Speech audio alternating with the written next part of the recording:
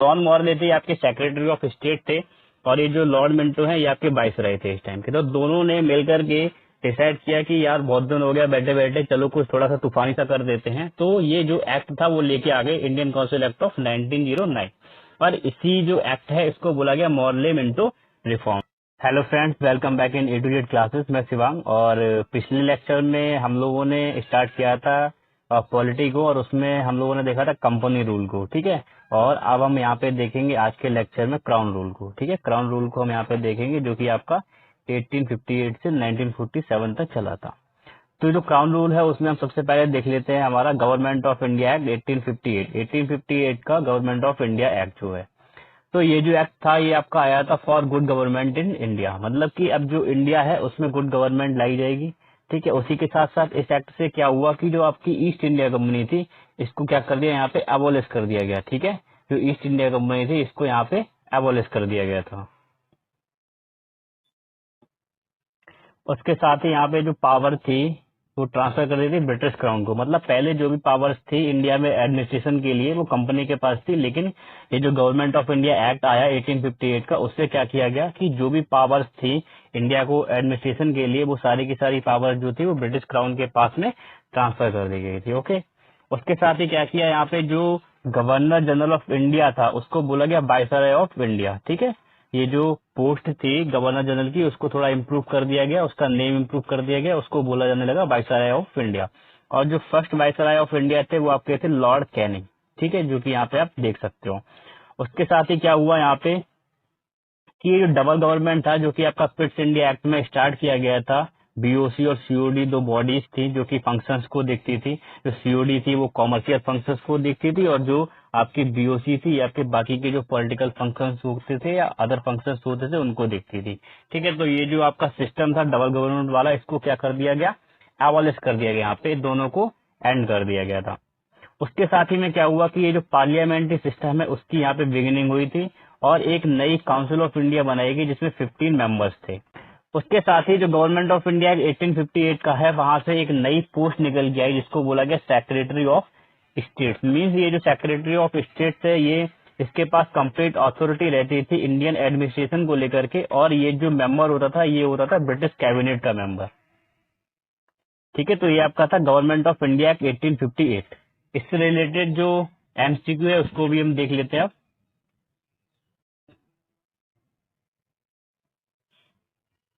ये यहाँ पे इसका एमसीक्यू है, गवर्नमेंट ऑफ इंडिया एक्ट 1858 से रिलेटेड बोल रहा है consider the following statement, in statement को कंसीडर करना है। तो फर्स्ट स्टेटमेंट में बोल रहा है कि the charter act of 1853 abolished east India companies monopoly of Indian trade. बोल रहा है कि ये जो चार्टर एक्ट था 1853 का, इसने क्या किया कि जो ईस्ट इंडिया कंपनी की जो मोनोपोली थी इंडियन ट्रेड को लेकर के वो एबॉलिश कर दी थी। तो ये जो आपका फर्स्ट वाली स्टेटमेंट है ये बिल्कुल गलत है, क्योंकि ये जो चार्टर एक्ट था ये आपका था 1813 का चार्टर एक्ट। सेकंड जो स्टेटमेंट है इसमें बोल रहा है कि under the government of India act 1858 the British parliament abolish the east India company all together and undertook the responsibility of ruling India directly. तो ये जो सेकंड वाली स्टेटमेंट में बोल रहा है कि पूरी तरीके से 1858 में जो ब्रिटिश पार्लियामेंट है उसको एबॉलिश कर दिया गया था ईस्ट इंडिया कंपनी को। उसके साथ साथ जो रिस्पॉन्सिबिलिटी थी वो भी इंडिया की डायरेक्टली रूल चली गई थी क्राउन के पास। तो ये जो सेकंड वाली स्टेटमेंट है ये बिल्कुल सही स्टेटमेंट है। तो सेकंड स्टेटमेंट के सही होने से आपका ये जो बी वाला आंसर है ये ट्रू ओनली, ये आपका बिल्कुल सही हो जाएगा, ठीक है। यहाँ पे जो आपका एक्सप्लेनेशन है इसको भी आप एक बार रीड कर सकते हो। नेक्स्ट हम देख लेते हैं इंडियन काउंसिल एक्ट ऑफ 1861। 1861 का इंडियन काउंसिल एक्ट जो है, तो यहाँ पे बोल रहा है कि beginning of representative in law making process. ये जो इंडियन काउंसिल एक्ट था 1861 का, इससे क्या किया गया, जो भी लॉ मेकिंग प्रोसेस थी पहले सिंपली इंडिविजुअल जो वाइसराय वगैरह था ये लोग ही कर लेते थे, किसी का इसमें एडवाइस वगैरह नहीं ली जाती थी। लेकिन यहाँ पे क्या हुआ कि जो रिप्रेजेंटेटिव्स थे वो भी आने लगे, ठीक है, उनकी बिगिनिंग होने लगी कि लॉ मेकिंग प्रोसेस में रिप्रेजेंटेटिव रहेंगे, वो भी अपने व्यूज वगैरह या एडवाइस वगैरह देंगे जब भी कोई लॉ लाया जाए। उसके साथ यहाँ पे viceroy nominate some Indians as non official members, ठीक है। वाइसराय क्या करेगा, कुछ इंडियंस जो है उनको नॉन ऑफिशियल मेंबर्स की तरह उनकी जो भी काउंसिल है उसमें अपॉइंट करेंगे या नॉमिनेट करेंगे। उसके साथ यहाँ पे है 1862 lord Canning nominates raja of Banaras, Maharaja of Patiala and sir Dinkar Rao. अब जब ये आया वायसराय नॉमिनेट करेंगे इंडियंस को as a non official members, तो 1862 में जो लॉर्ड कैनिंग है उन्होंने 3 पर्सन्स को नॉमिनेट किया, जो कि आपके थे Raja of Banaras, Maharaja of Patiala and sir Dinkar Rao. उसके साथ ही ये जो एक्ट है इसमें बोला गया डिसेंट्रलाइजेशन की बात हुई थी। बोला गया कि जो भी लेजिस्लेचर पावर है बॉम्बे एंड मद्रास की, उनको क्या किया जाएगा, रिस्टोर किया जाएगा, मीन्स डिसेंट्रलाइजेशन लेके आएगा। जो भी पावर्स है वो जो भी आपकी प्रेसिडेंसी है उनके पास रहेंगी, किसी एक पर्टिकुलर वन प्रेसिडेंसी के पास में या वन इंडिविजुअल के पास में जो पावर्स है वो नहीं रहेंगी। उसके साथ ही नेक्स्ट यहाँ पे बोला गया इस्टेब्लिश्ड न्यू लेजिस्लेटिव काउंसिल। ठीक है, उसके साथ साथ न्यू लेजिस्लेटिव काउंसिल बनाई गई थी। कहाँ कहाँ पे बनाई गई, एक बंगाल में और नॉर्थ वेस्ट फ्रंटियर प्रोविंस में बनाई गई थी। उसके साथ साथ पंजाब, इन 3 प्लेसेस पे न्यू लेजिस्लेटिव काउंसिल जो थी वो बनाई गई थी। नेक्स्ट यहाँ पे empowered viceroy to make rules and orders for transaction of business in council. उसके साथ बोला गया कि जो भी लेजिस्लेचर काउंसिल थी, ठीक है, या जो एग्जीक्यूटिव काउंसिल थी, उसमें जो भी रूल्स वगैरह है या जो ऑर्डर्स वगैरह है उसको बनाने की या उसको बनाने की जो पावर्स थी उसके लिए क्या किया, वायसराय को एम्पावर कर दिया गया कि वायसराय जो है इससे रिलेटेड कोई भी रूल्स या ऑर्डर्स जो है वो बना सकता है। उसके साथ यहाँ पे बोला गया recognition to portfolio system by Lord Canning in 1859। इसके साथ साथ जो लॉर्ड कैनिंग थे उन्होंने पोर्टफोलियो सिस्टम इंट्रोड्यूस किया 1859 में। इस पोर्टफोलियो सिस्टम में क्या होता था कि जो भी आपका एक पर्टिकुलर कोई इंडिविजुअल है वो एक से ज्यादा डिपार्टमेंट को अपने अंदर रख सकता है, ठीक है, एक से ज्यादा डिपार्टमेंट के लिए वर्क कर सकता है। तो इसी सिस्टम को बोला गया था पोर्टफोलियो सिस्टम, जो कि लॉर्ड कैनिंग के द्वारा स्टार्ट किया गया था 1859 में। नेक्स्ट यहाँ पे empowered viceroy to issue ordinance without concurrence of legislature council for 6 month. उसके साथ साथ इस एक्ट ने एम्पावर किया वायसराय को कि अगर कोई भी कंडीशन होती है तो उस कंडीशन में जो ऑर्डिनेंस है वो वायसराय लेकर के आ सकता है। इसके लिए उसको कोई भी लेजिस्लेचर काउंसिल की मतलब की कॉन्फ्रेंस की नीड नहीं होगी, बिना कॉन्फ्रेंस के ही लेके आ सकता है। और ये जो ऑर्डिनेंस है वो आपका 6 मंथ तक रन करेगा। ये आपका था इंडियन काउंसिल एक्ट ऑफ 1861। अब इससे रिलेटेड देख लेते हैं कोई एमसीक्यूज है तो यहाँ पे है आपका इंडियन काउंसिल एक्ट ऑफ 1861। इसमें बोल रहा है कि which one of the following act of British India strengthen the viceroy's authority over his executive council by substituting portfolio और department system for corporate functioning. बोल रहा है कि इसमें से कौन सा जो एक्ट है ब्रिटिश इंडिया का जिसने स्ट्रेंथ किया वायसराय की जो अथॉरिटी थी, ठीक है, उसको एग्जीक्यूटिव काउंसिल के ओवर, ठीक है, क्या क्या लाया उससे वो लेके आया, पोर्टफोलियो सिस्टम लेके आया था। ठीक है, तो ये आपका जो एक्ट है यहाँ पे वो आपका इंडियन काउंसिल एक्ट ऑफ 1861 है। इसके द्वारा ही आपका ये जो सिस्टम है पोर्टफोलियो सिस्टम ये आपका लेकर आया गया था, जिससे क्या किया गया कि जो भी वायसराय की जो पोजीशन थी उसको स्ट्रेंथन कर दिया गया था। ओके, यहाँ पे आपका ये जो एक्सप्लेनेशन है इसको आप यहाँ पे देख सकते हो। नेक्स्ट यहाँ पे इंडियन काउंसिल एक्ट ऑफ 1892 का जो इंडियन काउंसिल एक्ट है उसके बारे में बात हो रही है। तो यहाँ पे क्या हुआ कि जो नॉन ऑफिशियल मेंबर्स थे उसको इंक्रीज कर दिया गया सेंट्रल और प्रोविंशियल लेजिस्लेटिव काउंसिल दोनों में ही। उसके साथ साथ जो फंक्शंस थे लेजिस्लेटिव काउंसिल के उसको इंक्रीज कर दिया गया, क्योंकि पहले जो फंक्शंस थे मोस्टली वायसराय इंडिविजुअल डील करता था, लेकिन अब क्या हुआ कि जो लेजिस्लेटिव काउंसिल थी उसके जो फंक्शंस थे वो पहले से और ज्यादा इंक्रीज कर दिए गए। उसके साथ ही ये जो एक्ट है इससे एक नया रूल निकल के आया। इसमें क्या हुआ कि ये जो लेजिस्लेटिव काउंसिल थी, ठीक है, इसको क्या किया गया कि बजट डिस्कस करने की पावर भी दे दी गई थी कि अब ये जो मेंबर्स है लेजिस्लेटिव काउंसिल के वो आपस में जो बजट जो निकलेगा पूरा ईयरली उसको भी डिस्कस कर सकते हैं। उसके साथ साथ बोला गया कि एड्रेस क्वेश्चन टू एग्जीक्यूटिव, उसके साथ साथ एग्जीक्यूटिव से क्वेश्चन भी कर सकते हैं, ठीक है, किसी भी पॉलिसी या बजट से रिलेटेड। अब ये देख लेते हैं इंडियन काउंसिल एक्ट से कोई है क्वेश्चन, तो इसमें इंडियन काउंसिल एक्ट 1892 से अभी कोई क्वेश्चन नहीं है, ठीक है, लेकिन फ्यूचर में बन सकता है। नेक्स्ट हम देख लेते हैं इंडियन काउंसिल एक्ट ऑफ 1909।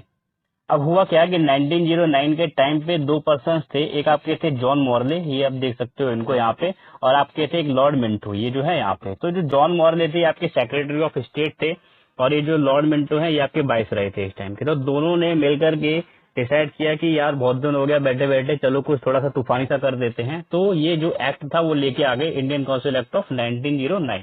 और इसी जो एक्ट है इसको बोला गया मॉर्ले मिंटो रिफॉर्म्स। तो इस एक्ट में किया क्या गया कि जो सेंट्रल लेजिस्लेटिव काउंसिल के जो मेंबर्स थे उसको इंक्रीज कर दिया गया, 16 से 60 कर दिया गया।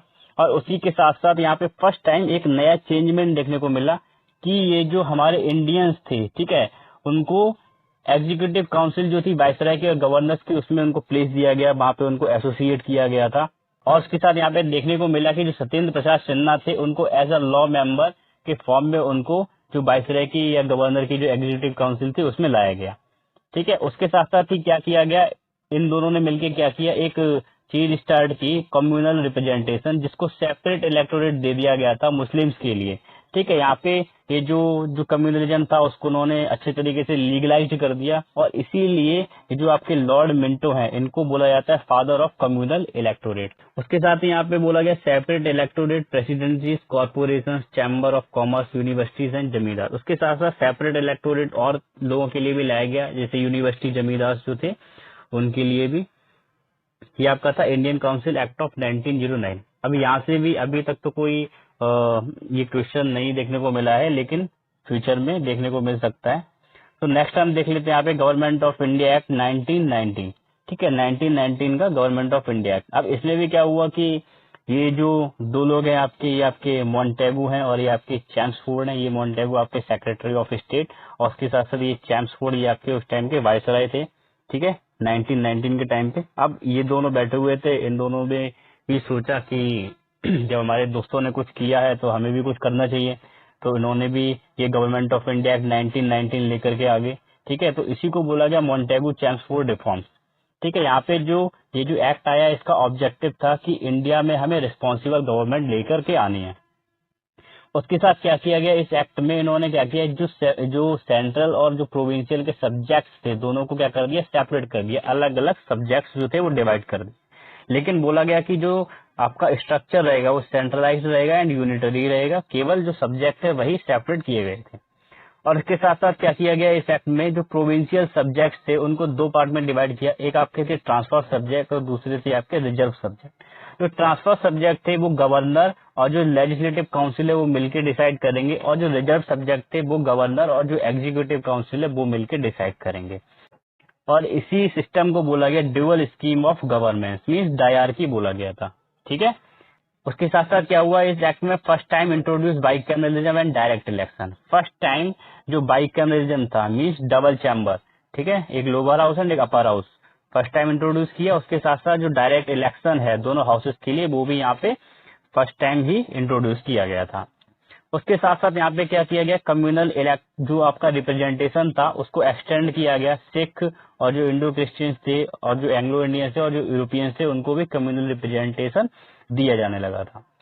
उसके साथ साथ यहाँ पे franchise to limited number of peoples basis on property, sex और एजुकेशन। अब यहाँ पे जो भी आपका डायरेक्ट इलेक्शन आया उसमें जो फ्रेंचाइज की पावर दी गई वो जो मेंबर्स को दी गई थी वो प्रॉपर्टी और जो सेक्स और जो एजुकेशन है उस बेस पे दी गई थी। मीन्स जो ज्यादा प्रॉपर्टी वाला जिसके पास ज्यादा मनी है वो यहाँ पे इलेक्शन में पार्टिसिपेट कर सकता है। ठीक है, या जो वुमेन्स है वो हायर क्लास की हैं वो लोग यहाँ पे पार्टिसिपेट कर सकती हैं। ठीक है, और जो एजुकेटेड है वो लोग यहाँ पे पार्टिसिपेट कर सकते हैं। वायसराय की एग्जीक्यूटिव काउंसिल थी उसमें 3 इंडियंस भी होगी, ये भी इसमें बात की गई थी। ठीक है, उसके साथ साथ ही गवर्नमेंट ऑफ इंडिया एक्ट 1919 में एक पब्लिक सर्विस कमीशन की स्टैब्लिश करी गई, जो कि 1926 में स्टैब्लिश किया गया है इसको। उसके साथ साथ यहाँ पे क्या किया गया, जो बजट था पहले एक पूरा एक बजट होता था, लेकिन यहाँ पे जो बजट था उसको सेपरेट कर दिया, प्रोविंशियल और सेंट्रल बजट को दोनों को अलग अलग सेपरेट कर दिया गया, ताकि जो प्रोविंस है वो अपना अलग बजट बनाएंगे और जो सेंट्रल है वो अपना अलग से एक बजट बनाएगी। उसके साथ साथ यहाँ पे बोला गया कि जो गवर्नमेंट ऑफ इंडिया 1919 में इतने सारे चेंजमेंट किए गए हैं तो इस सभी को क्या करना पड़ेगा, स्टडी करना पड़ेगा 10 ईयर के बाद में। तो उसके लिए एक कमीशन को स्टैब्लिश किया जाएगा। ठीक है, तो वो बोला गया स्टैट्यूटरी कमीशन इंक्वायरी के लिए स्टैब्लिश करी जाएगी। उसके साथ साथ यहाँ पे क्या था, ये जो हाई कमिश्नर था इंडियन के लिए, ठीक है, उसका एक नया ऑफिस लंदन में बनाया गया। ठीक है जी, जो कि जिससे कि जो भी चीजें हो रही है इंडिया में, ठीक है, क्या हो रहा है वो सब वहां पे जाके डिस्कस हो सके। ठीक है, ये आपका था गवर्नमेंट ऑफ इंडिया 1919। अब यहाँ पे इससे रिलेटेड जो एमसीक्यू है उसको देख लेते हैं। यहाँ पे बोला गया कि government of India act of principle of election in India introduced clearly defined. जो गवर्नमेंट ऑफ इंडिया एक्ट में ये जो इलेक्शन का प्रिंसिपल इंट्रोड्यूस किया गया वो क्या डिफाइन करता है। तो यहाँ पे आपका जो है राइट है वो आपका बी है, the jurisdiction of central and provincial government. जो प्रोविंशियल और जो सेंट्रल गवर्नमेंट है उसका जुरिडिक्शन डिसाइड करता है। ठीक है, यहाँ पे इसका एक्सप्लेनेशन दे रखा है, यहाँ पे इसको आप देख सकते हो। लेकिन अभी यहाँ पे एक और क्वेश्चन है इसका, बोला है कि which of the following is are the principal features of government of India act 1919। ठीक है, गवर्नमेंट ऑफ इंडिया 1919 के कुछ स्पेशल फीचर्स जो हैं वो कौन कौन से हैं इसमें प्रिंसिपल फीचर्स। तो फर्स्ट वाले में बोल रहा है कि introduction of dyarchy in the executive government in the provinces. बोल रहा है कि प्रोविंसेस में जो डायरकी थी वो इंट्रोड्यूस करी गई। तो जो फर्स्ट वाली स्टेटमेंट है बिल्कुल सही है, डायरकी इंट्रोड्यूस करी गई थी प्रोविंसेस में। किस तरीके से, जो प्रोविंशियल के जो सब्जेक्ट थे वो दो पार्ट में डिवाइड करे गए थे, एक आपका ट्रांसफर था, एक आपका रिजर्व था। तो जो फर्स्ट वाली स्टेटमेंट है ये आपकी बिल्कुल सही हो जाती है। तो फर्स्ट वाली स्टेटमेंट के सही होने से आपका ये जो बी वाला है ये आपका कैंसिल हो जाता है। ठीक है, बी वाले के कैंसिल होने से आपका ये जो यहाँ पे नेक्स्ट स्टेटमेंट को देख लेते हैं हम, introduction of separate communal electorate for Muslims. Muslims के लिए सेपरेट जो कम्युनल इलेक्टोरेट था उसको इंट्रोडक्शन हुआ। तो ये जो आपकी सेकंड वाली स्टेटमेंट है ये बिल्कुल रॉन्ग स्टेटमेंट है। तो ये जो आपका मुस्लिम्स के लिए जो कम्युनल इलेक्टोरेट सेपरेट इंट्रोडक्शन हुआ था ये 1909 में हुआ था, ना कि 1919 में हुआ था। तो जो सेकंड वाली स्टेटमेंट है ये आपकी रॉन्ग हो जाती है। तो सेकंड वाली स्टेटमेंट के रॉन्ग होने से आपका ये जो डी वाला है ये आपका कैंसिल हो जाएगा। ओके, उसके बाद यहाँ पे नेक्स्ट है आपका थर्ड स्टेटमेंट। थर्ड स्टेटमेंट बोल रहा है कि devolution of legislative authority by the centre to the provinces. ठीक है, डिवोल्यूशन हुआ था, जो लेजिस्लेटिव अथॉरिटी थी उसका मीन्स जो सेंटर से बहुत सारी पावर्स थी प्रोविंसेस को दे दी गई थी। तो जो आपकी थर्ड वाली स्टेटमेंट है आपकी बिल्कुल सही है। तो आपका जो राइट आंसर है वो आपका हो जाएगा C, that is 1 and 3 only. Okay, next हम देख लेते हैं। यहाँ पे आपकी अब बात हो रही है साइमन कमीशन की। ठीक है, तो जैसा कि गवर्नमेंट ऑफ इंडिया 1919 का उसमें बोला गया था कि एक स्टैट्यूटरी कमीशन इंक्वायरी के लिए बैठाई जाएगी। ठीक है, 10 ईयर के बाद में। तो वही यहाँ पे ये आई साइमन कमीशन। ये नंबर 1927 में आ गई थी। इसमें 7 मेंबर्स थे और ये जो इसके चेयरमैन थे वो आपके थे सर जॉन साइमन। और उसके साथ साथ यहाँ पे ये जो साइमन कमीशन जैसे ही इंडिया में आई इसका लोग बॉयकॉट करने लगे, बोले साइमन कमीशन गो बैक। ऐसा इसलिए क्योंकि यहाँ पे जितने भी मेंबर्स थे वो सभी के सभी ब्रिटिश मेंबर्स थे।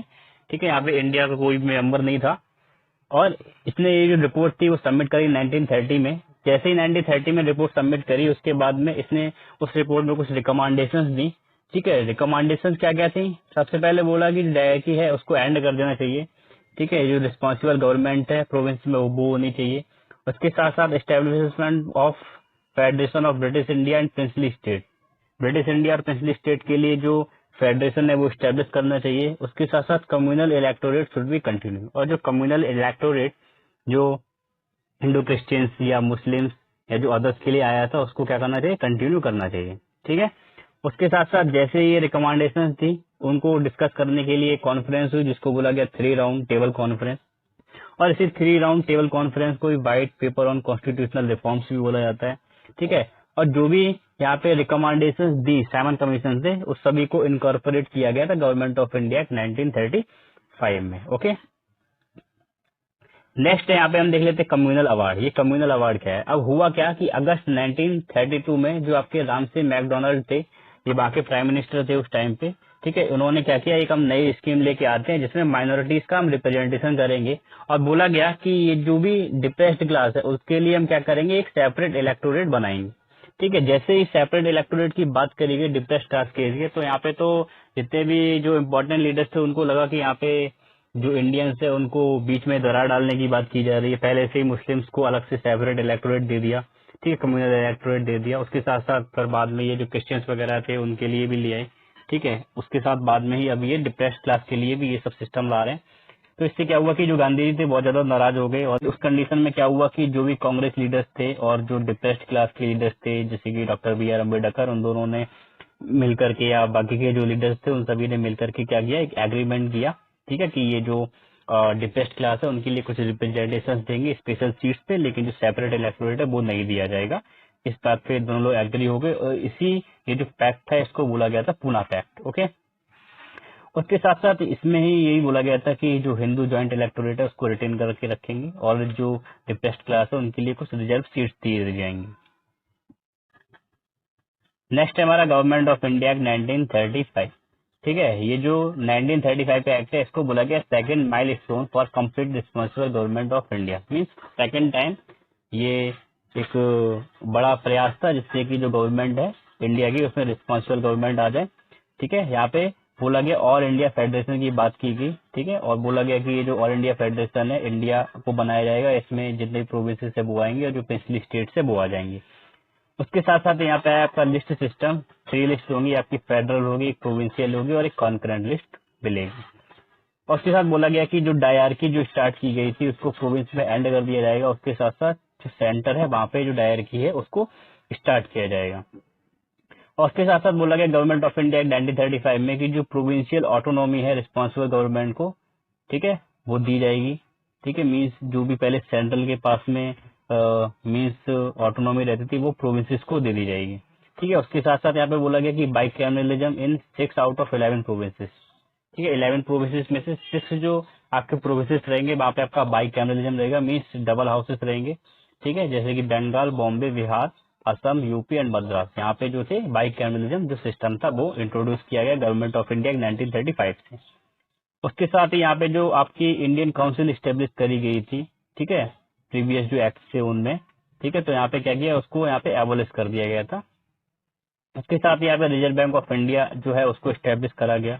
उसके साथ ही यहाँ पे नेक्स्ट जो आपका है federal public service commission, provincial and joint service commission को भी स्टेब्लिश किया गया था।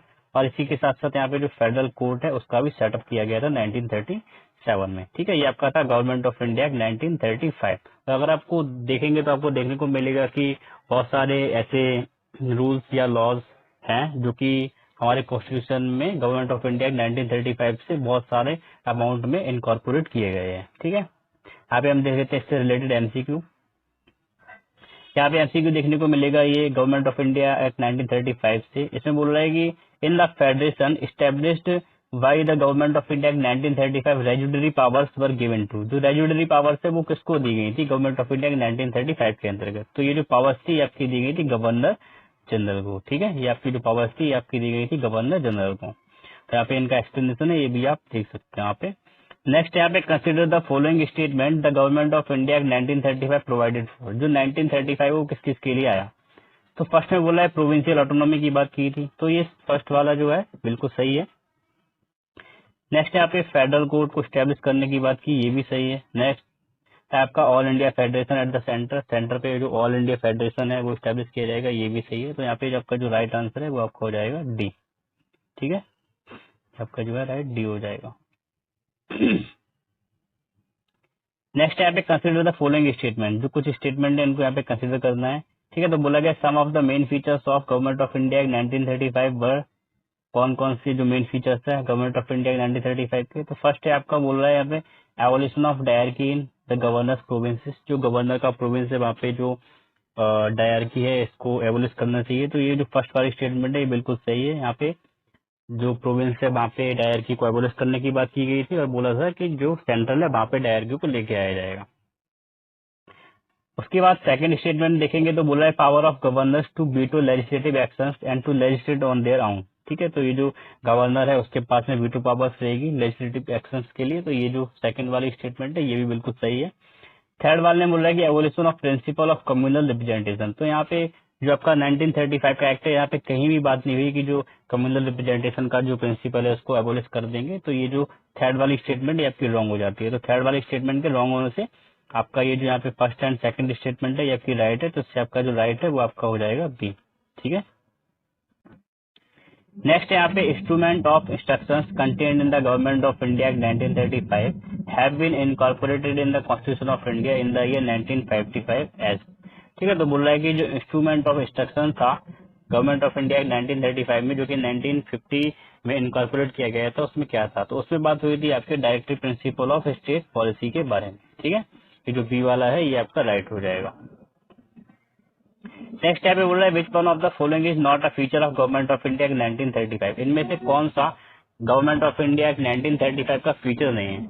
तो फर्स्ट वाले में बोल रहे हैं कि diarchy at the centre as well as in the provinces. तो जो फर्स्ट वाला है यही स्टेटमेंट आपका राइट है। यहाँ पे नॉट पूछ रहा है और ये वाली जो स्टेटमेंट है ये रॉन्ग ही है। ठीक है, ये वाला जो फीचर था ये नहीं था क्योंकि 1935 का जो एक्ट था उसमें बोला गया था कि जो डायरकी है वो सेंटर में लाई जाएगी लेकिन प्रोविंस से जो है वो एबॉलिश कर दी जाएगी। ठीक है, तो ये जो ए वाला है यही आपका राइट हो जाता है। और बाकी का जो बाइकैमरल लेजिस्लेचर है और प्रोविंशियल ऑटोनॉमी है, ऑल इंडिया फेडरेशन है, तो इसकी तो बात हुई थी गवर्नमेंट ऑफ इंडिया 1935 में। तो यहाँ पे आपका ये 1935 में इसके भी एमसीक्यूज फिनिश हो गए यहाँ पे।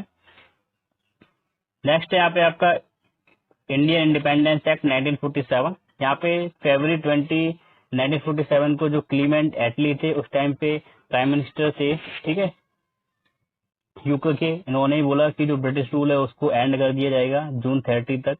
ठीक है, मुस्लिम लीग ने डिमांड करी पार्टीशन की। ठीक है, उसके साथ साथ ही जब ये पार्टीशन की डिमांड की गई तो जो लॉर्ड माउंटबेटन थे वो एक पार्टीशन प्लान लेकर के आए थे और उसी प्लान के बेस पे ही आपके प्रोविंसेस बनाई गई। ठीक है, एक आपका जो पाकिस्तान था वो बनाया गया आज के टाइम पे, और जो इंडिया है वो बनाया गया था यहाँ पे। उसके साथ ही यहाँ पे आपका जो है creation of India and Pakistan with right to secede from British Commonwealth. यहाँ पे जो इंडिपेंडेंस एक्ट है 1947 का, इसी के अंडर ये डाला गया था कि जो पाकिस्तान और जो इंडिया है दो आपके प्रोविंसेस बनाई जाएंगी। ठीक है, इनके पास पावर दे रखी थी कि ये अपना खुद का कॉन्स्टिट्यूशन बनाएंगे। उसके साथ साथ ही इनके पास ये भी पावर थी, अगर ये चाहे तो जो कॉमनवेल्थ है ब्रिटिश का, उसके ग्रुप से ये निकल सकते हैं। उसके साथ यहाँ पे बोला गया कॉन्स्टिट्यूएंट असेंबली स्टैब्लिश इन 1946। जो इंडिपेंडेंस एक्ट था उसमें ही ये जो था कॉन्स्टिट्यूएंट असेंबली जो 1946 में स्टैब्लिश करी गई थी, वही यहाँ पे क्या बन जाएगी, इंडियन डोमिनियन की पार्लियामेंट जो है वो बन जाएगी। ठीक है, तो ये आपका था इंडिया इंडिपेंडेंस एक्ट ऑफ 1947। तो इस तरीके से हमने क्या किया कि ये जो पॉलिटी में जो आपका लक्ष्मीकांत की बुक में जो फर्स्ट चैप्टर है हिस्टोरिकल बैकग्राउंड, उसको हमने अच्छे तरीके से पूरा देख लिया।